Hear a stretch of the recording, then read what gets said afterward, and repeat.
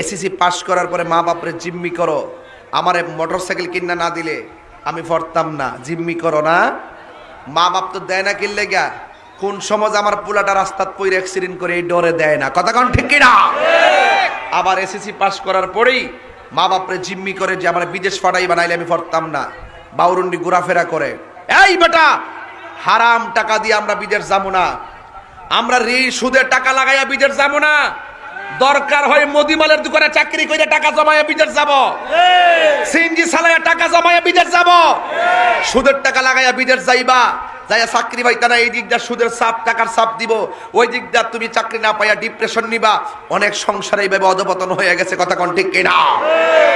এই জন্য হারামের মধ্যে কোনো আরাম। কারা কারা হালাল খাওয়ার পক্ষে হাত তোলেন? নারে তাকবীর, আল্লাহু আকবার, নারে রিসালাত।